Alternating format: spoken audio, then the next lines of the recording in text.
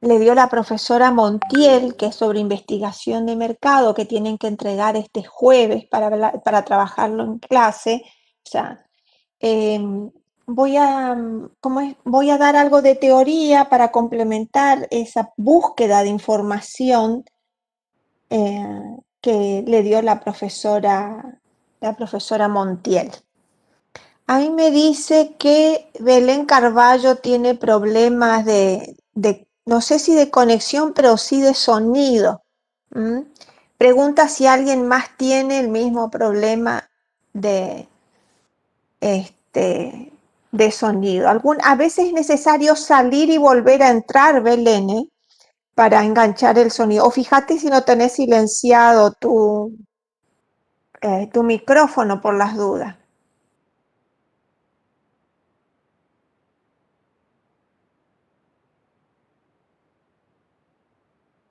Acá me consultan si el trabajo práctico que le solicitó la profesora es individual o grupal. Si no aclara el trabajo, si no aclara si no aclara que es individual, tendría que interpretarse como que el trabajo es grupal, si no está aclarado. Yo en mi caso siempre aclaro si el trabajo es grupal o es individual. Evidentemente a ella se le habrá pasado, la verdad que no sé si les dio con la intención de que sea individual o sea grupal, pero por las dudas trabájenlo, tienen tiempo hasta el jueves como para realizarlo, sobre todo lo que tenga que ver, fíjense que ella les pone las consignas, les da elijan un producto para veganos y también les pide una investigación de fuente tipo secundaria y también de fuente primaria con respecto a que le solicita cinco encuestas. Acuérdense que este trabajo tienen que aplicar la teoría de investigación de mercado que tuvimos dando. ¿Mm? Igualmente ahora vamos después de dedicarle unos minutos a reforzar, ¿sí? A reforzar estos conocimientos teóricos para que puedan realizar el trabajo. Bueno, con respecto a los trabajos prácticos en el mercado, les voy a hacer algunas observaciones que tienen que ver sobre todo con algunas cuestiones de organización del trabajo y también con cómo han clasificado, cómo han mencionado los criterios de segmentación. Ustedes se acordarán se acordarán ustedes que cuando vimos los criterios, estos criterios los clasificábamos en criterios geográficos, demográficos, psicográficos y comportamentales, ¿sí? ¿Se acuerdan de esta parte teórica que habíamos visto? Bueno, con respecto a cómo han clasificado, o sea, con respecto, ¿no es cierto?, sobre todo al cuadro comparativo, ¿no es cierto?, entre marcas y criterios, voy a dar algunos ejemplos de algunos trabajos para que hagan su autocorrección. Por ejemplo, el grupo de Bernard Lorena, Sheirman Mariela y Potterland Jennifer, en este caso el trabajo de ustedes les faltaría, ¿no es cierto?, mejorar la clase, cómo han hecho la separación de los criterios de segmentación y los casos que han comparado. Es lo que pude apreciar del trabajo de ustedes. ¿Y a qué me refiero? Porque aquí mencionan, sobre todo hacen bastante hincapié en los canales de distribución que utilizan estas empresas que ustedes comparan y las marcas, mencionando, ¿no es cierto?, sobre todo lo que tenga que ver con eh, los hipermercados, los supermercados, kioscos, farmacias, drugstore, o sea, mencionan sí los canales, pero lo que ustedes no hacen es, hacen como que utilizaran como un criterio de segmentación y el canal. En realidad el canal no es un criterio de segmentación, o sea, la empresa puede elegir según su segmento de mercado direccionar su cartera de productos por algún canal, todos los canales, ¿sí? O una combinación de ellos. ¿Y eso a qué se debe? Se debe a la estrategia, ya sea intensiva, selectiva, ¿sí? Que utilice o diferencial que utilice la empresa con respecto a estrategia de canales de distribución. O sea que si una empresa utiliza todos los canales, va a ser una distribución una estrategia de distribución de tipo intensiva. Si utiliza alguno de los canales combinados, va a ser una estrategia de distribución del tipo, ¿cómo es? Selectiva, porque elige algunos, y cuando elige uno solo, va a utilizar una estrategia exclusiva. ¿eh? Así que, en ese sentido, y mencionan ahí dos tipos de criterios que utilizan estas empresas, mencionan la geográfica y mencionan las demográficas, y podrían utilizar también la mención de algunas psicográficas o estilos de vida, que eso les faltó.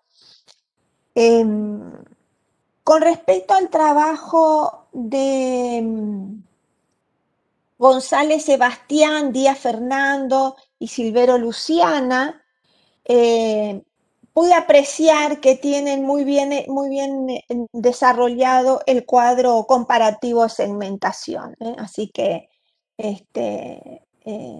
más allá que a lo mejor, digamos, no está muy ordenada la introducción del trabajo, pero está muy bien desarrollado el cuadro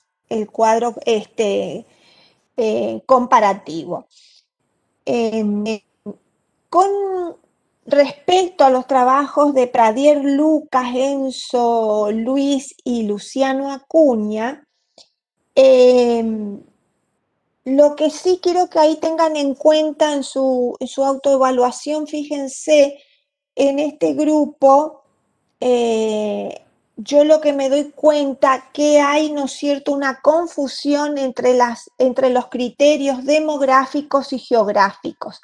Así que revisen un poquito, porque en el cuadro me parece que acá confunden los criterios de segmentación. Sí me gustó de este trabajo la forma en que mencionan los criterios conductuales, eso lo vi bien. Y fíjense un poco también los criterios psicográficos, ahí hay algunas confusiones también. Entonces, por ahí yo le diría que cada uno revise bien en sus trabajos cómo ha clasificado estos productos con respecto, ¿no es cierto?, a los criterios de segmentación. Bueno, ahora lo del día de hoy, yo quiero que vamos a ver un poquito, estuvimos viendo la parte teórica la semana pasada con respecto, ¿no es cierto?, investigación de mercado como herramienta para la toma de decisiones en marketing. Y allí tenemos que tener en cuenta que, bueno, que la investigación de mercado es una herramienta muy importante porque, diríamos, ayuda a agregarle valor, ¿no es cierto?, al proceso de marketing para poder tomar buenas decisiones, para poder tomar decisiones y poder, como es generar una buena estrategia integrada de marketing en función de ese conocimiento que empezamos a adquirir del mercado con la investigación.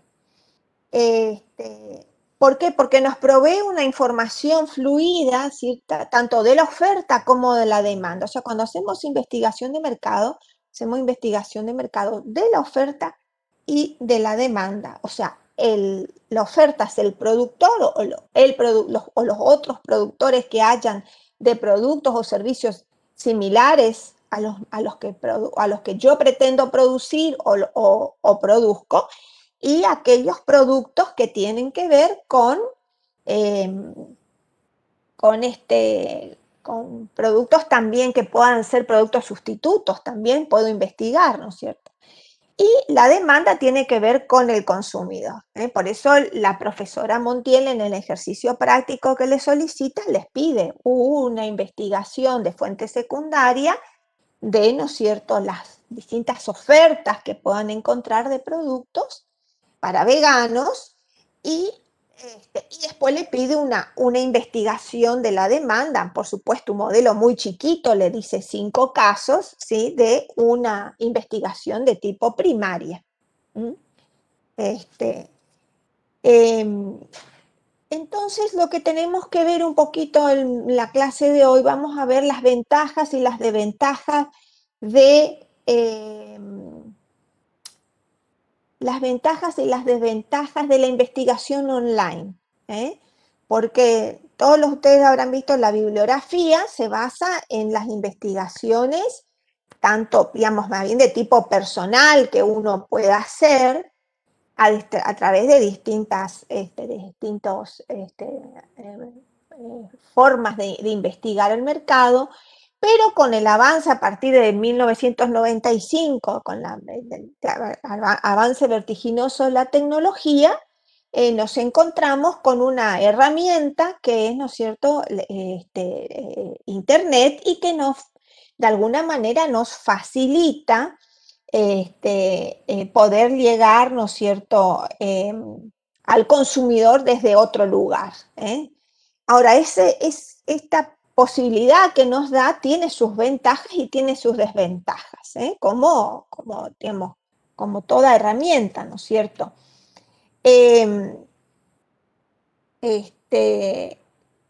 una cuestión, ¿no es cierto?, que es importante, que uno tiene que saber para realizar la investigación, para realizar todo tipo de investigación, ¿no?, ya sea a través de los métodos tradicionales de investigación de mercado o a través de la investigación online. Nosotros tenemos, como habíamos dicho en la clase anterior del lunes pasado, habíamos hablado, ¿no es cierto?, de la importancia que es definir el problema de investigación. O sea, vamos a saber qué instrumentos utilizar para realizar una investigación si está bien definido el problema de investigación. Entonces, este estudio de la problemática de lo que nosotros queremos conocer del mercado tiene que ver es qué quiero conocer, o sea, qué es lo que realmente qué es lo que quiero conocer, para qué quiero conocer eso.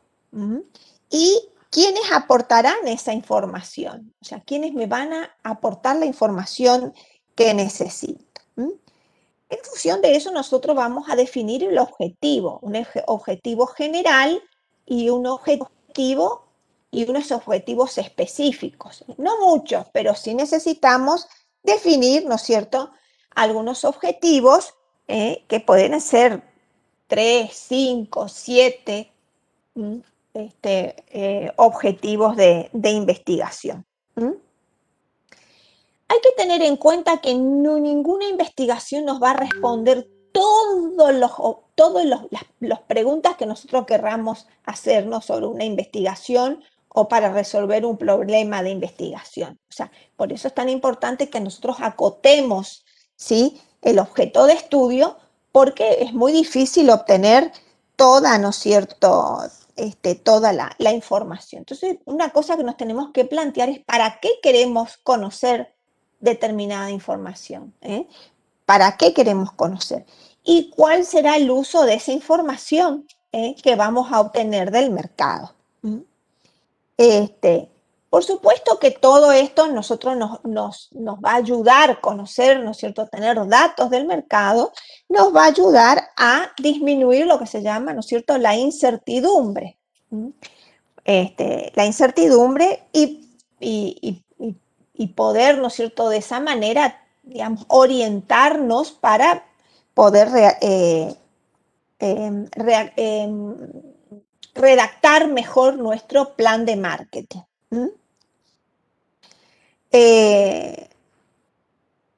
Lo importante también que hay que tener en cuenta es cuál nuestro target de estudio, o sea, cómo nosotros vamos a acotar cuál va a ser nuestra población de estudio. Eso es muy importante en toda investigación. Repasando un poco lo que habíamos visto en la clase anterior, habíamos dicho que teníamos distintos diseños de investigación. Habíamos hablado de diseños exploratorios, de diseños descriptivos, de diseños causales y de diseños predictivos. Eso haciendo un poco de repaso, ¿sí? Y después también nos vimos que otras cuestiones que tienen que ver, que son importantes para el diseño de la investigación, son el tiempo con que contamos, el dinero disponible, o sea, los costos, y quién es el destinatario de esa información. Con respecto, ¿no es cierto?, a la clasificación de los distintos tipos de estudios que nosotros podíamos realizar, habíamos hablado en la clase anterior de si, por ejemplo, la problemática que nosotros estamos viendo y vamos a utilizar, ¿no es cierto?, una metodología de tipo cualitativa, aplicaríamos, ¿sí?, los test de conceptos, los test los test de concepto para, por ejemplo, aplicarlos a productos, para testear, por ejemplo, un packaging, para testear la marca. También podemos utilizar los cualitativos para hacer pre y post test de publicidad. Y es recomendable utilizar, ¿no es cierto?, metodologías cuantitativas para los estudios también de pre-test y post-test publicitario, y para, ¿no es cierto?, los casos de satisfacción de clientes, que ustedes en varios libros van a encontrar con la palabra anglosajona, ¿no es cierto?, de customer satisfaction, y los de imagen y posicionamiento de marca, que se van a utilizar también estudios cuantitativos.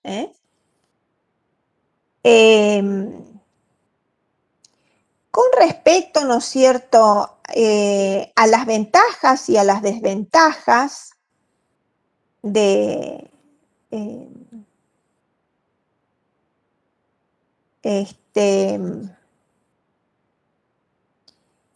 la investigación online, lo que hay que tener, ¿no es cierto?, en cuenta, que las 5 ventajas, ¿no es cierto?, más relevantes que se trabajan son, por ejemplo, que tienen menor costo, ¿sí?, son más rápidas, tienen mayor pertinencia, se pueden utilizar recursos audiovisuales y tiene una facilidad de realizar un como es, un reencuestamiento, ¿no? Sin embargo, hay que tener en cuenta que las principales desventajas que tienen estos medios, ¿no es cierto?, para hacer trabajos online de investigación, son la dificultad de hacer una repregunta, las limitaciones que se tienen para poder replicar los cuestionarios diseñados online para aplicarlos a encuestas personales y a otros ámbitos, sobre todo en las telefónicas también. Hay ausencia del encuestador, hay dificultad para constatar la identidad del entrevistado y hay una elevada tasa de no respuesta.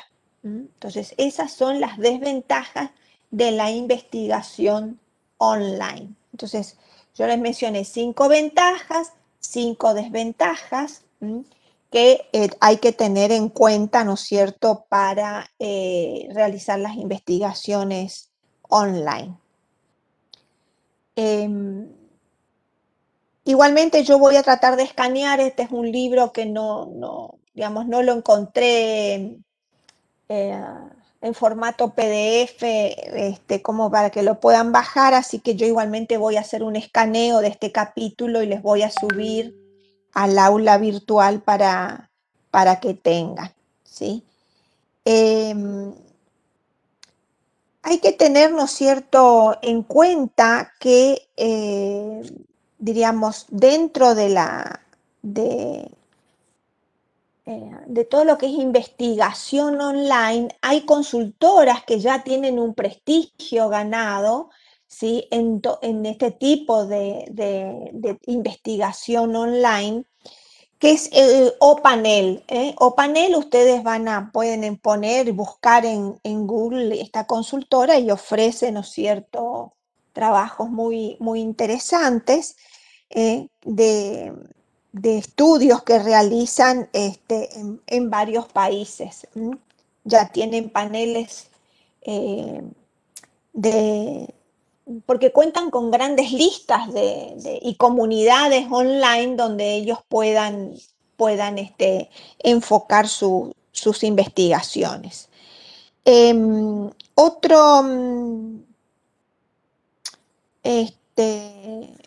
Otra empresa que también realiza investigaciones online en América Latina es la revista Mercado. La revista Mercado también tiene reportes online interesantes. Nielsen, la compañía Nielsen, que yo también les mencioné en su momento, y que son algunas de las empresas que ustedes pueden googlear y pueden entrar porque hay algunos trabajos que digamos que están publicados para abiertos, ¿no es cierto?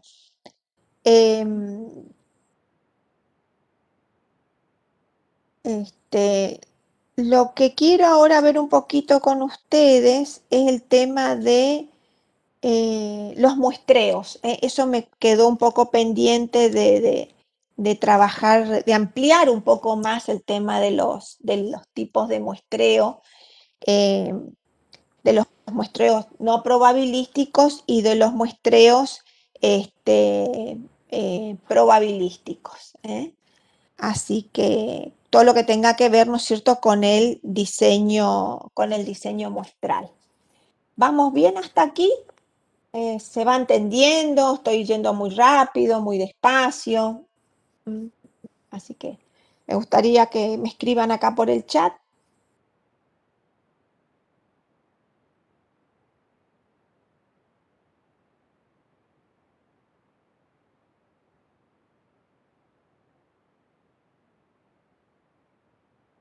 Bueno, acá hice un feedback cortito, me dicen que sí podría repetir las desventajas.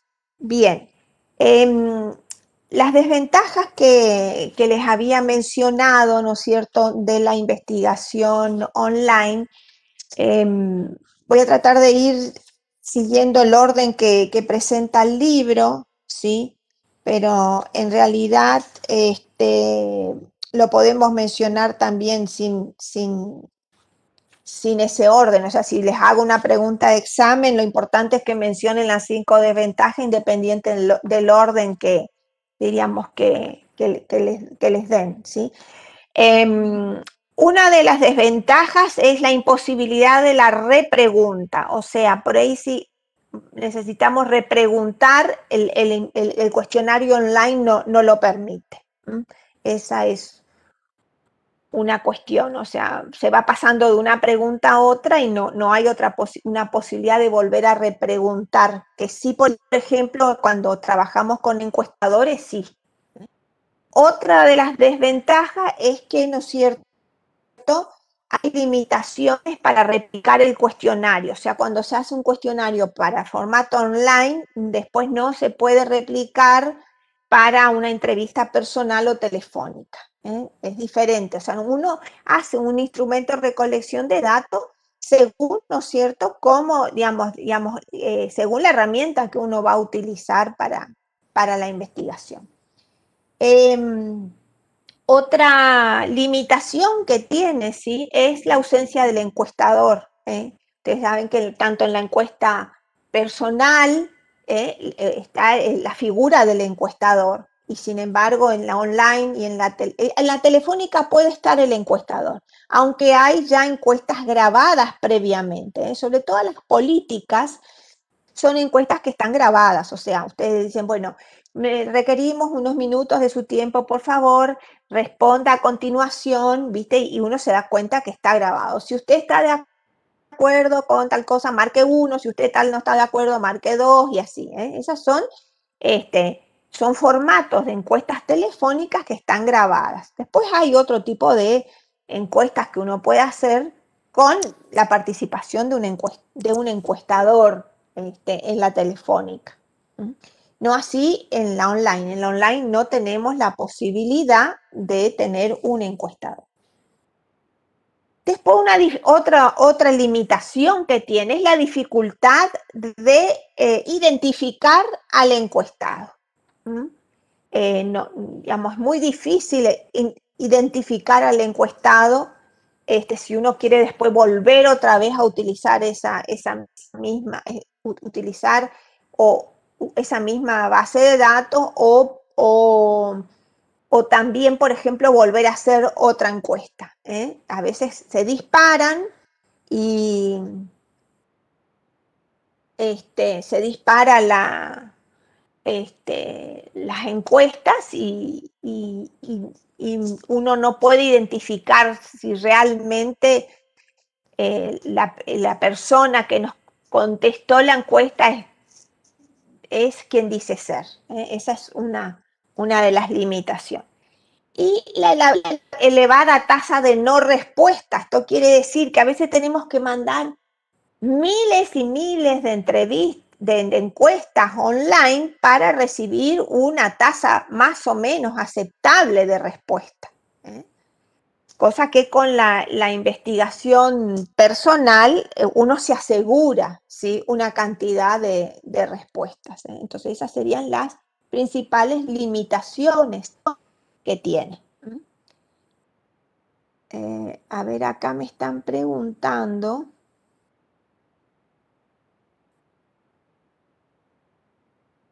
Me piden también que pueda volver a decirles cuáles son las ventajas. O sea, ya hablamos de las desventajas y me dicen, por favor, que vuelva a recalcar las ventajas. Bueno, las ventajas tienen que ver con el menor costo, ¿sí? Después tienen con mayor rapidez, la segunda, la tercera, mayor pertinencia, La cuarta, utilización de recursos audiovisuales. Y la quinta, facilidad de reencuestamiento. Esas serían las ventajas.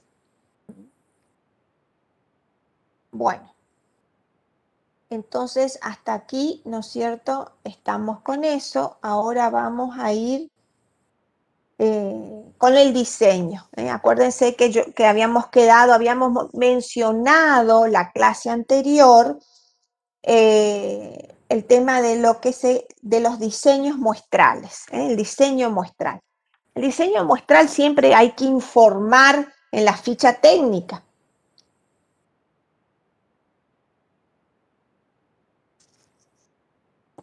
Tomo un poco porque si no se me seca la garganta. En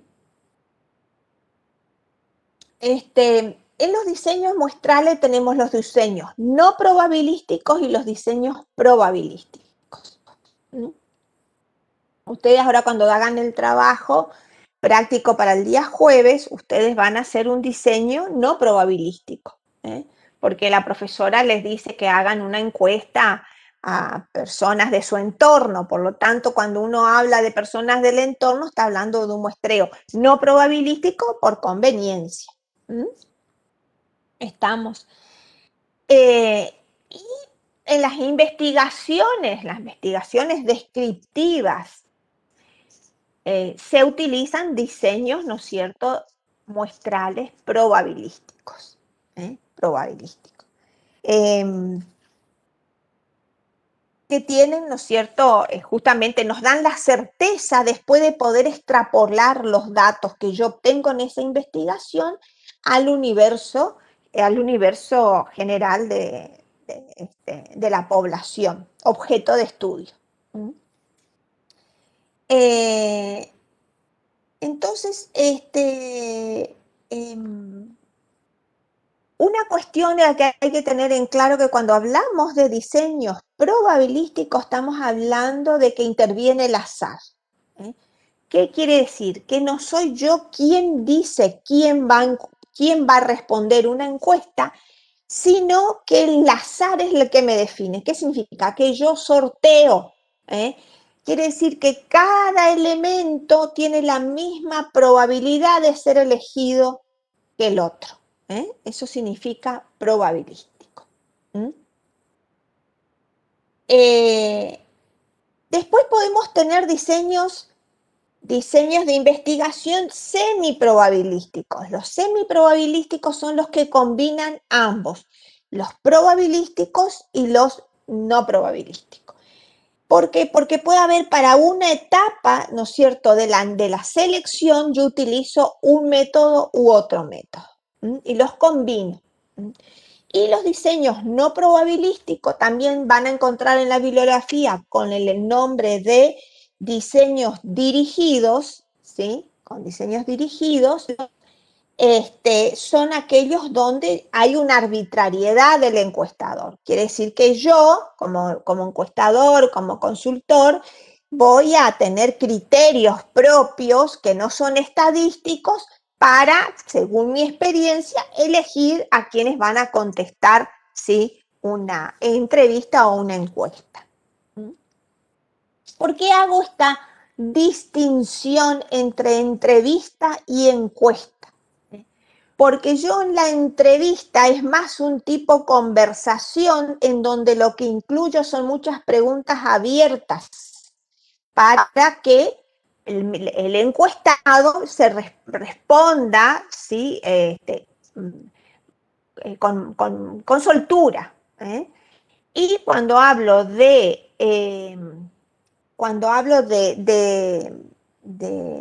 probabilístico, estoy hablando de utilizar un instrumento de recolección de datos.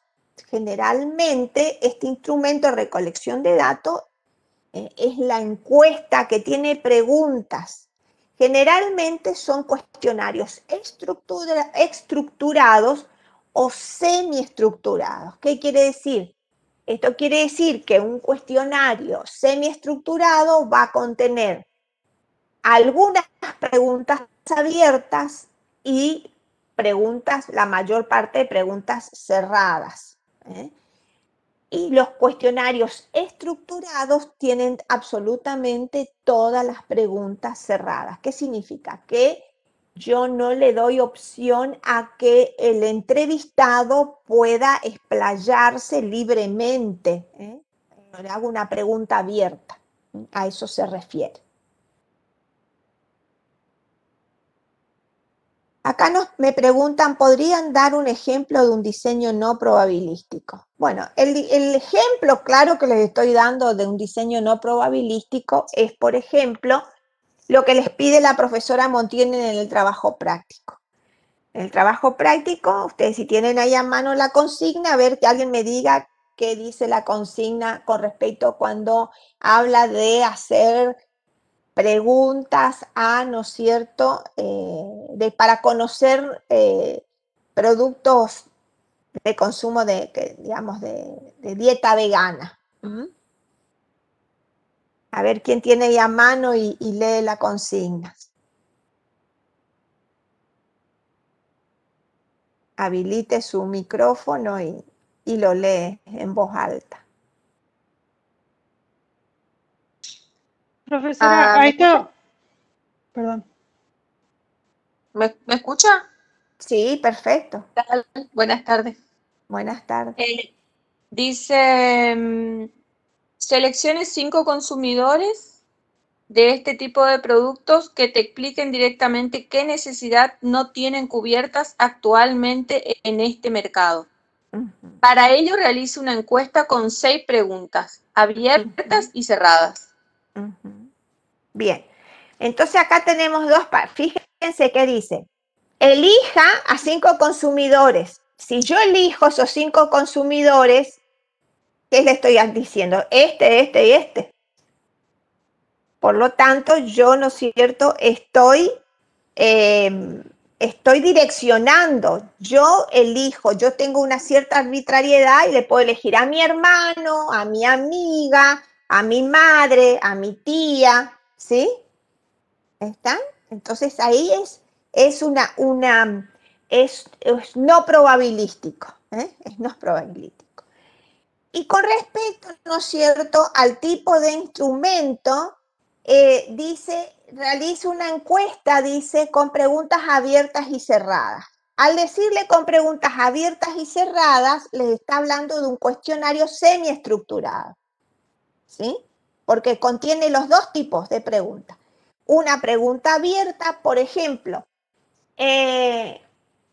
yo con respecto a las dietas, a ver, una pregunta abierta podría ser, ¿puede mencionarme los tipos de dietas que usualmente realiza?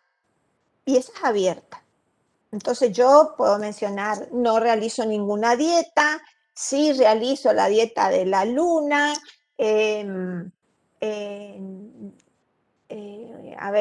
hago el método Ravena, hago la del doctor Cornillot, ¿sí? ¿Tá? Entonces, ahí me da la posibilidad de explayarme. Esa sería una pregunta abierta.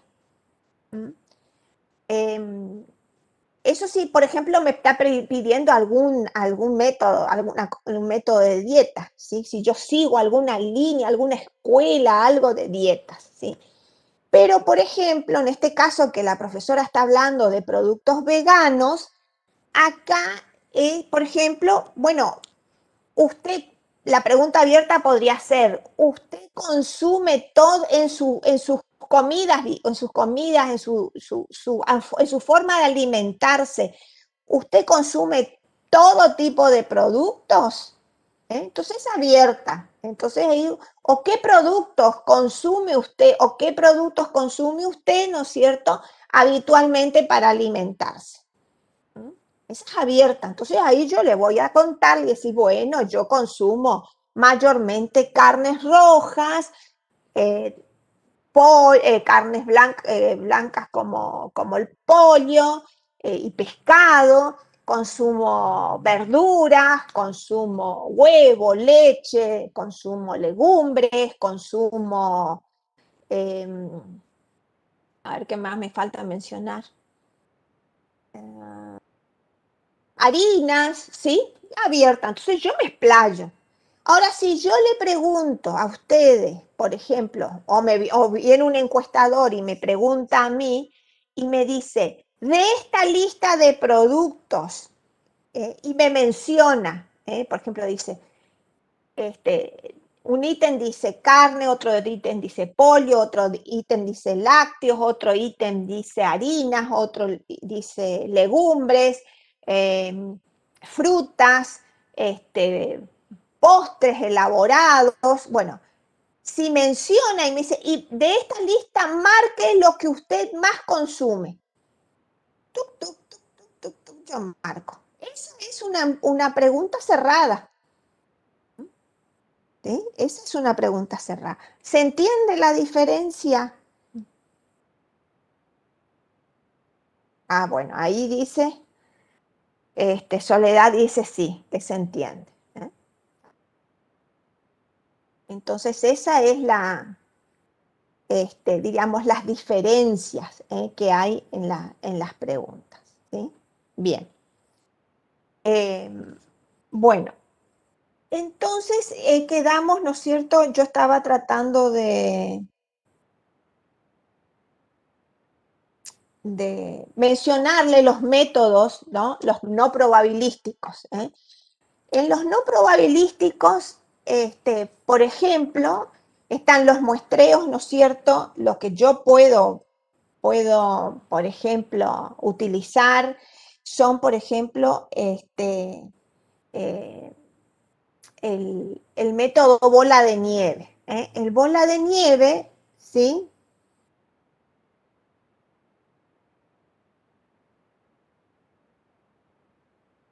Acá me hacen una pregunta sobre el trabajo práctico. Dice, profe, pero si en el fin es descubrir qué necesidades no están cubiertas en los consumidores veganos, ¿no sería mejor?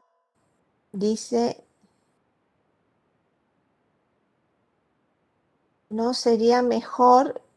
Ay, no alcanzo a leer toda la pregunta. A ver si puede habilitar el micrófono, porque no, sale cortada la pregunta en el chat.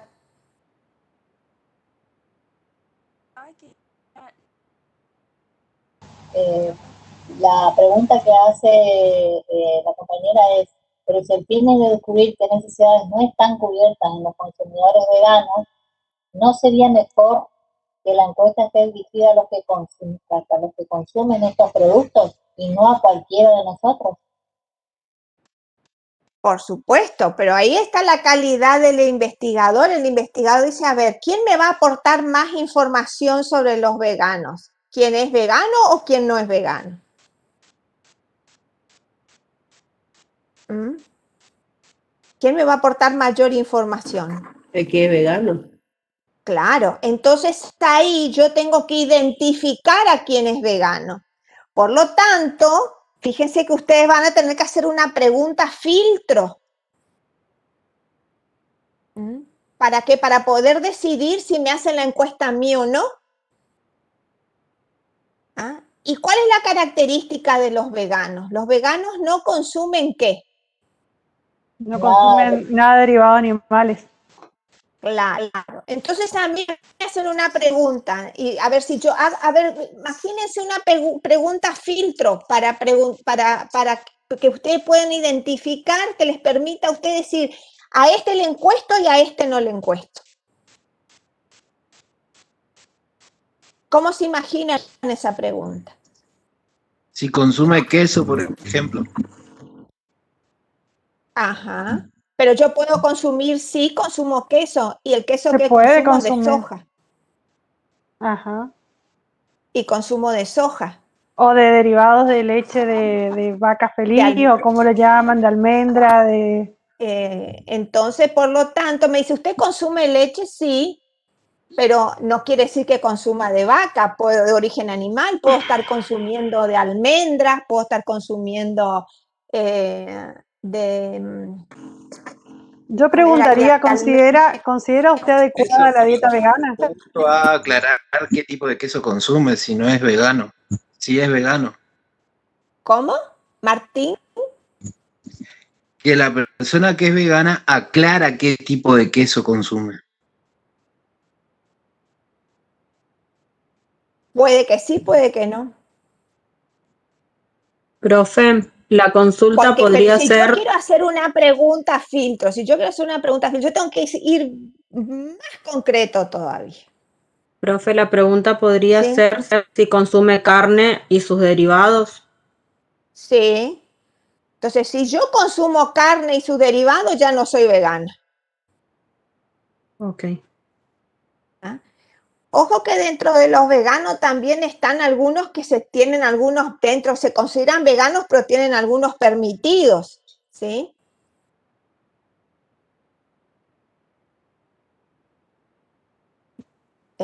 Así que bueno, por eso es importante que ustedes traten de identificar. Una pregunta puede ser, ¿su alimentación incluye carnes y sus derivados? Si te dice que sí, ya lo sacás, lo excluís, ya no le haces la encuesta. Si te dicen no consumo, es un candidato para hacerle la encuesta. Profe, la consulta podría ser directamente si realiza una dieta vegana. Es que hay personas que no entienden bien lo que es vegano. Ah, ok. Profesora, Ujú. según la consigna, o sea, yo no, evidentemente no estoy entendiendo la consigna justamente de la que estamos hablando de la entrevista, porque Sí, dice entrevista y encuestas. Seleccione 5 consumidores de este tipo de productos que sí. te expliquen directamente qué necesidad no tiene cubierta. O sea que yo ya tengo identificado a los consumidores, según lo que yo entiendo de la consigna. Claro, le dice identifique, ustedes tienen que identificar esas personas.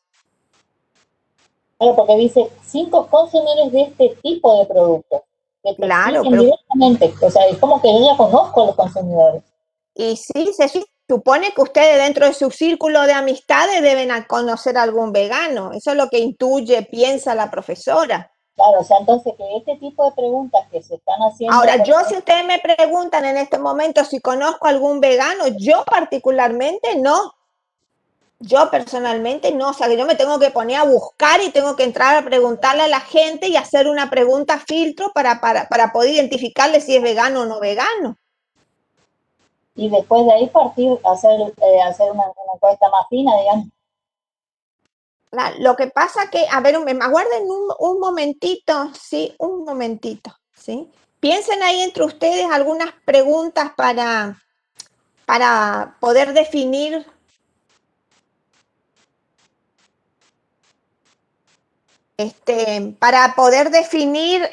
cómo le harían ese filtro, e identificar y por qué medio online harían la,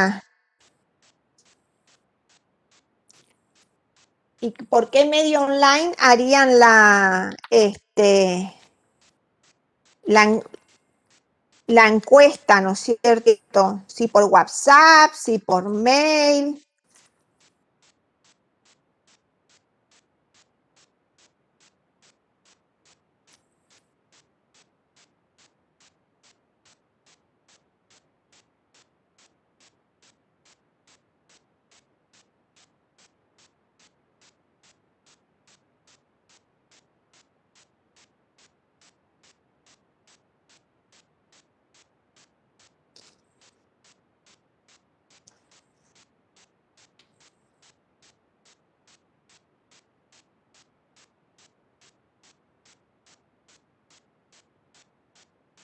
Profe.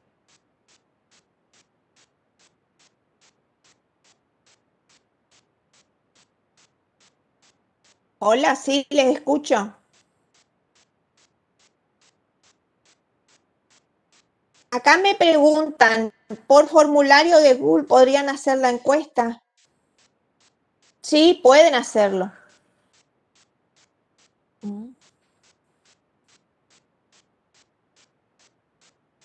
Eso sería un tipo de investigación online. ¿Está? Pueden hacerlo por Facebook también.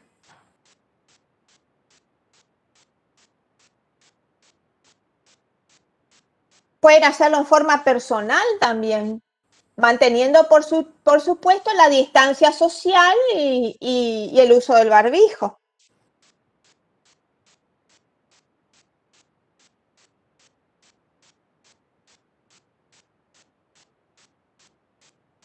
Pero yo me inclinaría más a hacerlo online.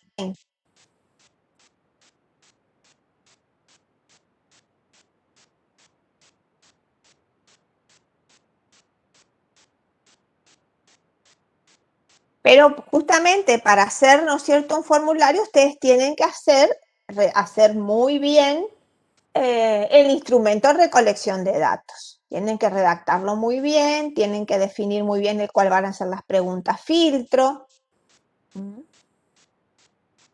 para que después no tengan un error que se llama un error no muestral, ¿no es cierto?, un sesgo en su investigación.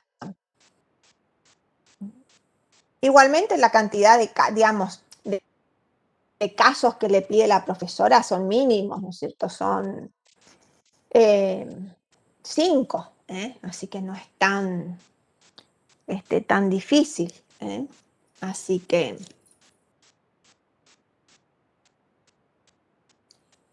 bueno,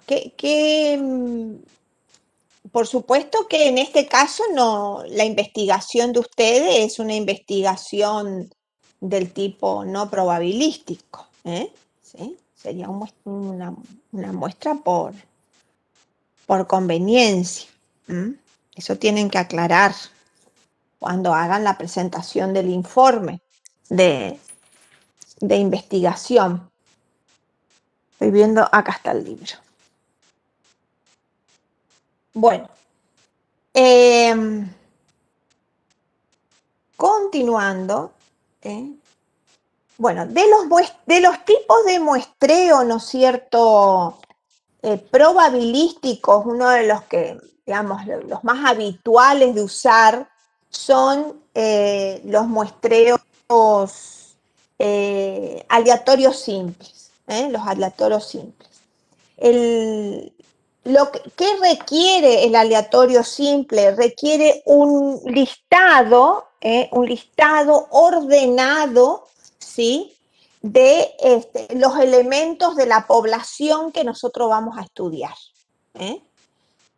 Entonces, por ejemplo, yo voy a estudiar, quiero conocer el índice de satisfacción de los usuarios de la telefonía móvil de la ciudad de Posada, por ejemplo. Entonces, si hago un aleatorio simple, yo tengo que tener un listado completo de todos los usuarios de telefonía móvil de la ciudad de Posada y proceder, ¿no es cierto?, luego a realizar el sorteo. Vamos a suponer que tengo, no sé, 15.000 usuarios, los tengo todos listados, identificados, y utilizo un dado virtual y voy haciendo el sorteo, y entonces dice, salió el 1, el 5, el 8, el 10, el 15, el 20, y entonces ahí voy marcando quiénes salieron sorteados. Y hasta llegar al número, por ejemplo, de esos 15.000, resulta ser que mi muestra son 1.500. Tengo que hacer un 10%.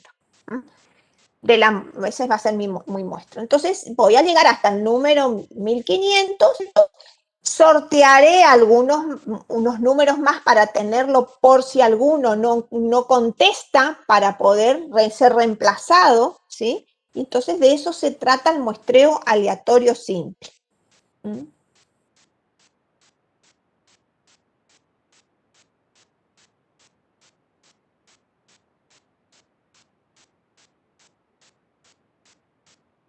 Bueno,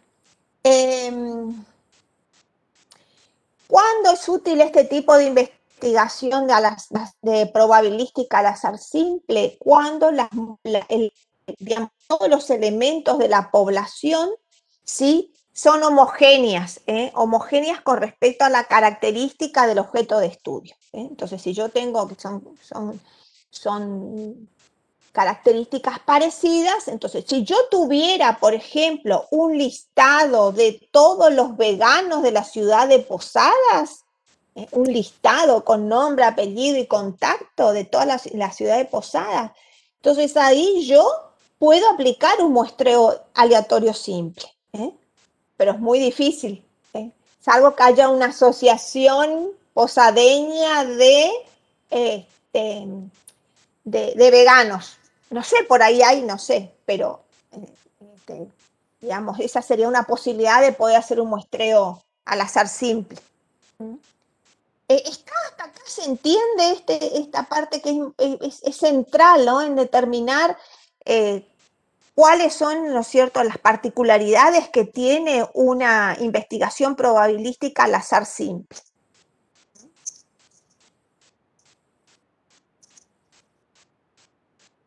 ¿Se entiende?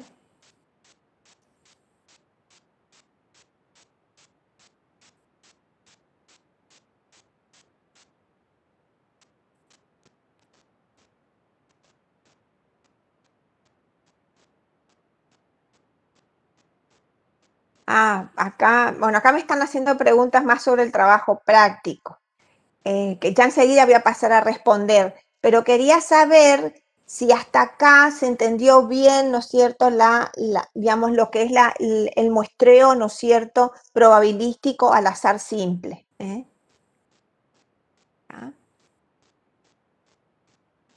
Que eso es importante. Bueno, bien, acá me dice Soledad que sí que se entendió. Bien.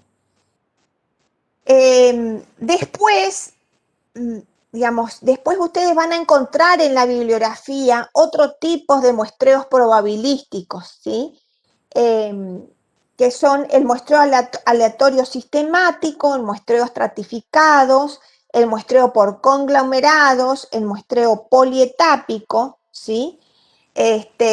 Y digamos, son mucho más complejos de aplicar, simplemente por ahí si les voy a llegar a pedir van a ser algunas, ¿no es cierto?, de las características que tienen estos tipos de muestreo. Igual yo este material les voy a subir al aula para que ustedes tengan para estudiar, porque está muy bien, muy clarito, con unos cuadros cómo se los identifica cada uno de ellos, pero en donde más voy a hacer hincapié es en el muestreo al azar simple. Así que con respecto, ¿no es cierto?, y con respecto a los no probabilísticos, que son los que por ahí uno más habitualmente usa en este tipo de estudio cuando hace para la facultad, para los trabajos prácticos, tenemos, ¿no es cierto?, el muestreo que se llama opinático, o sea, ese tipo de muestreo tiene que ver con uno elige, ¿no es cierto?, a quienes va a entrevistar o encuestar según los propios criterios de cada uno, que cada uno tenga. Yo tendré un criterio, mi compañero tendrá otro criterio y así, ¿no es cierto? Después, podemos hacer el muestreo por cascada, se llama, o bola de nieve. En por ejemplo, yo le encuesto a una persona, que eso lo pueden utilizar para este caso, para el de veganos. ¿Por qué? Porque yo entrevisto a un vegano y le pregunto y le digo que por favor me recomiende a 2 veganos que él conozca, ¿sí? Entonces yo voy a esos 2 veganos y los entrevisto y le pido a esos 2 veganos que me recomienden a otros 2 más, y ahí ya voy a tener, ¿no es cierto?, 4, ¿sí? Y así sucesivamente, por eso se llama de bola de nieve. ¿Se entiende? Eso lo pueden utilizar acá en este trabajo. Y después pueden utilizar el muestreo que se llama incidental. Es pararte en una esquina de la ciudad y empezar a encuestar ¿sí? Pasa una persona, pasa otra, y bueno, yo le hago alguna pregunta, le pregunto, por supuesto con todo respeto, si puede dedicarme unos minutos, que estoy haciendo un trabajo de investigación, y para saber si cae dentro de mi objeto de estudio, le hago una pregunta filtro, y si cae, le hago la encuesta, y si no, la dejo. Le digo muchas gracias y que se vaya, ¿sí? ¿Ah? ¿Se entiende? Bueno, así que bueno, hasta aquí la parte teórica, y ahora voy a ir a responder algunas preguntas que están haciendo con respecto. Me pregunta sobre el bola de nieve, justamente es lo que acabo de responder. ¿Quedó claro lo del bola de nieve?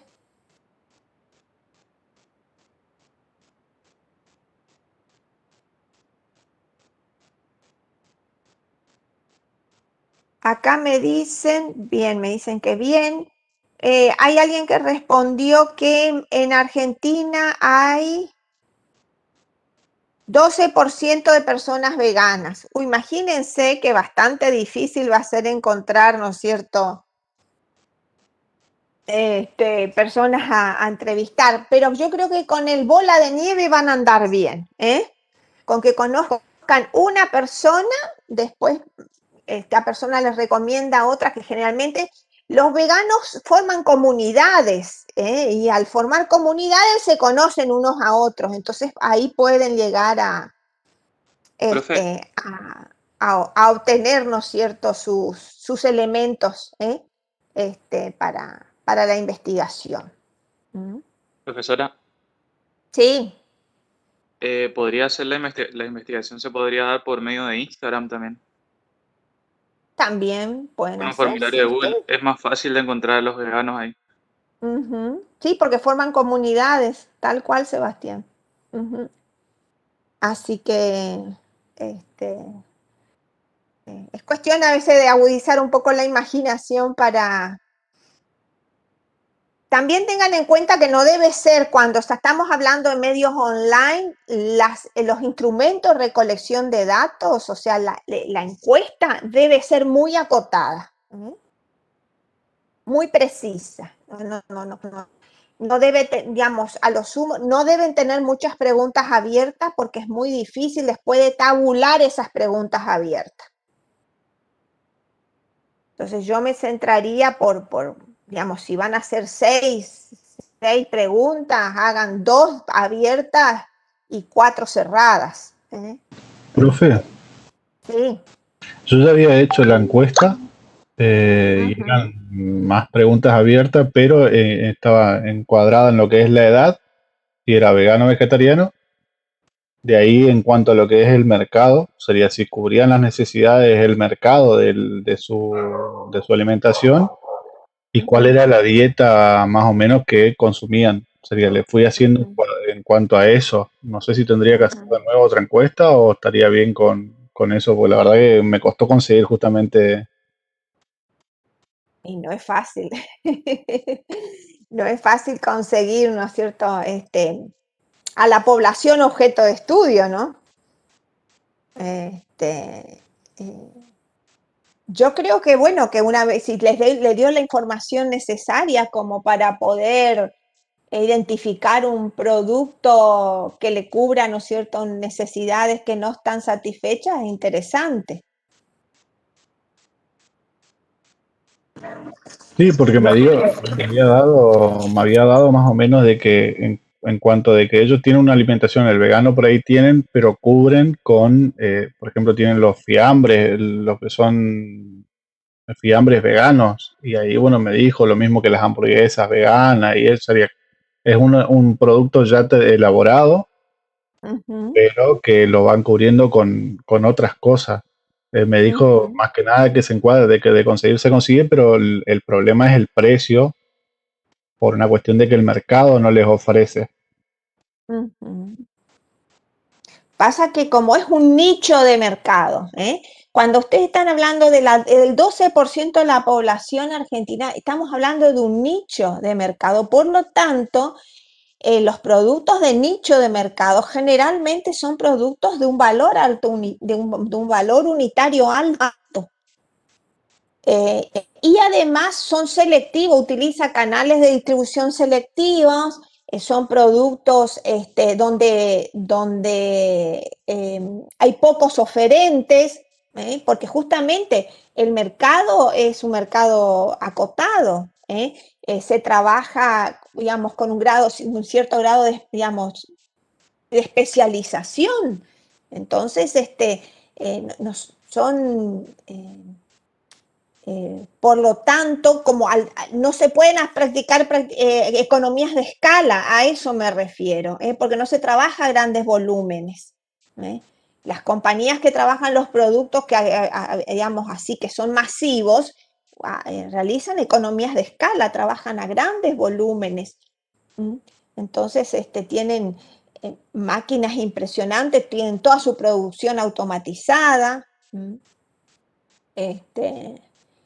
Sí, por ejemplo, lo que me doy cuenta es el amplio crecimiento que está habiendo de todo lo que es la parte láctea, de oferta de lácteos, de productos vegetales, porque cada vez la población tiene mayor intolerancia a la lactosa.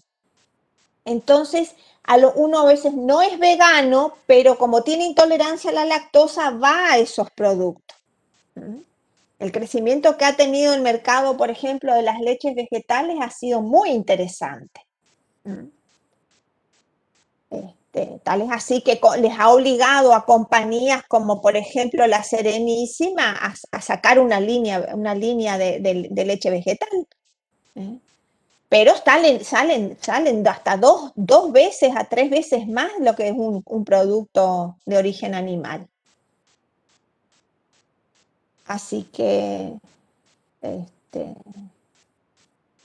bueno, hay una tendencia, o sea, una tendencia Profe, respecto.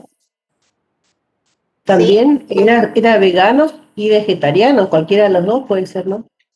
Según el trabajo. No solo veganos. Claro, porque hay una diferencia. Yo creo que el vegano es un vegetariano especializado. Me parece, Claro, ¿no? hay poca diferencia, pero hay algunas, sí. Claro, hay algunas diferencias. Por eso digo, es una especialización del vegetariano. Pero, a ver, yo Pero se intenté puede un usar un tiempo ser. vegetariano. ¿Eh? ¿Se puede hacer de un vegetariano también? Bueno, la profesora explicitó ahí que sea vegano, ¿sí? Pero por ahí si queremos ampliar un poco más el mercado, podemos hablar de un vegetariano, porque el vegetariano no come cosas, digamos, carnes, ¿sí? Sobre todo no come carnes, ¿sí? De origen animal, pero sí incluye huevos, sí incluye manteca, ¿sí? El vegano no come huevos. Claro, el vegano no come el huevo, porque es de origen animal, exactamente. Así que, Profe, eh, es todo, yo creo que hay todo un tema, ¿no? Con la alimentación. Yo intenté muchos años es más, logré ser 5 años vegetariana en una etapa de mi vida. Que no comía absolutamente ninguna carne, pero más bien era ¿cómo le puedo decir? Una vegetariana light, entre comillas, porque sí consumía pescado. Lo que no consumía era pollo y carnes rojas, eso no, pero sí consumía pescado, por ejemplo. Uno se acostumbra, pero después el cuerpo va marcando que si, digamos, la falta de proteína y bueno, y con algo hay que sustituir. Y después uno termina a lo mejor teniendo que tomar una vitamina que es algo artificial, entonces, viste, uno se plantea realmente, y después paulatinamente volví a mi dieta habitual, ¿no? De incluir moderadamente de todo un poco. Así que, pero bueno, cada uno debe manejar su organismo, no sin ponerlo en riesgo, digo yo. Así que, bueno, acá me está avisando el sistema que tengo otra clase a las 16:30. A ver, acá me aclaran, dice el vegano defiende a los animales y no consume nada de nada animal. Y sí, es todo un tema. Profe, puede ser de cualquier lugar, no solo de Posada o de Misiones. Sí, ustedes pueden, vamos a suponer, llegan a tener un contacto de que saben que es alguien vegano en otra provincia y lo encuestan también. Aparte, uno no va a hacer producto salvo que sea un producto muy artesanal, uno no va a ser solamente para el mercado. Una empresa no se va a constituir solamente para atender a, qué sé yo, a 100 veganos en la ciudad de Posada, ¿no? Me parece que va a mirar mucho más, una amplitud más del mercado, más amplia para poder crecer. Sí, también pasa con el tema de los celíacos, ¿eh? Por ejemplo, los celíacos que no consumen harinas, por un problema también justamente serio de salud. Yo creo que la alimentación vegana es más por un tema de una elección, de una cuestión digamos, de definirse, ¿no? Como con ese tipo de alimentación, pero el celíaco ya es una cuestión realmente porque tiene una alergia a las harinas y por lo tanto pone en riesgo seriamente su salud si consume las harinas. En el caso de los veganos, la gran mayoría se amparan en que no consumen nada de carne por el hecho de la violencia que genera cuando matan al animal, ¿no?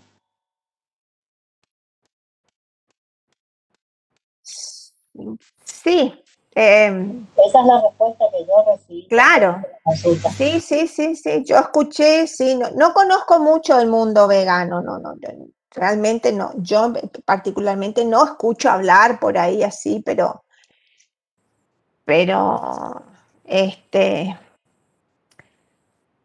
bueno, yo creo que se plantea un dilema ético, por sobre todas las cosas. Nosotros tenemos una sociedad que está muy inclinada hacia el consumo de la proteína animal. Hay, sin embargo, otras sociedades que no, por ejemplo, en la India, por ejemplo, no consumen la vaca porque la vaca es sagrada, y sí consumen otros animales, pero no la vaca.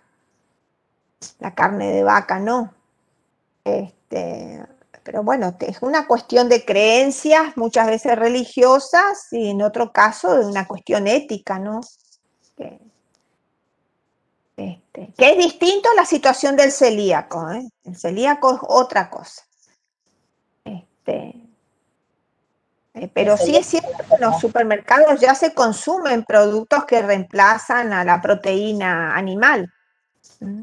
Hay hamburguesas de lenteja, hay hamburguesas de arroz con cebolla caramelizada, hay variedad de productos que pueden reemplazar, ¿no es cierto?, la proteína animal. Así que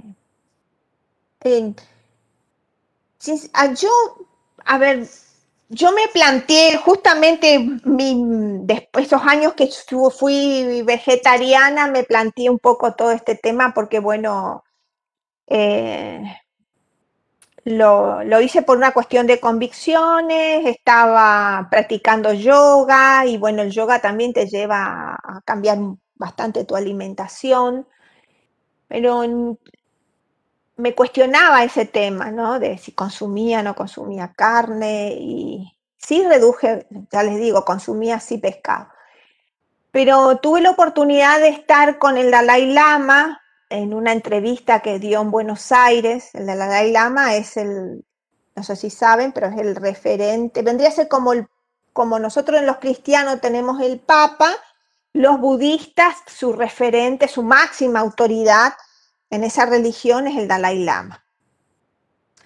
Y el Dalai Lama, en esta entrevista que participé, que la verdad fue muy interesante, para mí muy enriquecedora, en una etapa de búsqueda espiritual que generalmente todos los seres humanos pasamos en una etapa de nuestra vida, el Dalai Lama, hubieron dos preguntas que le hizo la audiencia que fueron sí, puntuales y él fue muy pragmático en su respuesta, ¿no? Una de las preguntas le preguntaron, Dalai, le dicen, ¿usted es vegetariano? Y entonces dice, bueno, mi religión dice, sí, evitamos consumir carne animal, ¿sí? Digamos, las carnes de animales, dice, pero tuvo un problema de salud digamos, un problema de salud bastante serio. Estaba con una anemia muy importante que podía desencadenarse en otro tipo de enfermedad, y los médicos que me asistieron recomendaron de que yo tenía que sí o sí consumir, para restablecer mi salud en forma natural, comer, ¿no es cierto?, 3 veces a la semana una porción de carne que fuese del tamaño de la palma de mi mano. Esa era la recomendación de los médicos. Y bueno, y se plantea un tema, ¿no es cierto?, ético, porque tiene que ver con las creencias religiosas, dice él, ¿no? Y también me planteé que como líder espiritual también tenía que preservar mi salud para poder seguir respondiendo, ¿no es cierto?, a los fieles. Y bueno, medité bastante, y bueno, decidí por un tiempo determinado hacer esa dieta específica que me recomendaban los médicos para restablecer mis valores, ¿no es cierto?, de los glóbulos rojos en sangre. Entonces a mí me pareció muy interesante, ¿no?, el criterio con que él lo planteó, porque él decía que la ciencia, cuando hay algo que la ciencia nos demuestra, el budismo cambia la creencia. ¿Por qué? Porque la ciencia está mostrando, en este caso, que era necesario que él hiciera por un tiempo determinado una dieta para mejorar su salud.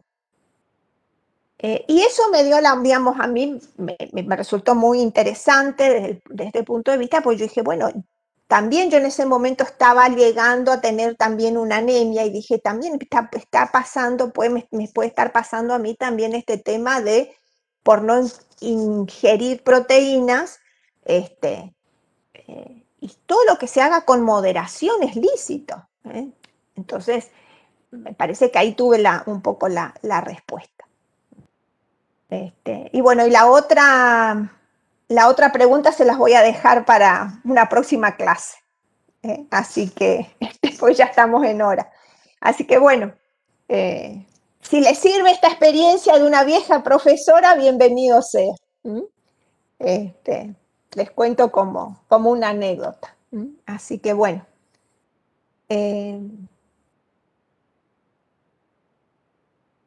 Acá hay una alumna que me pregunta.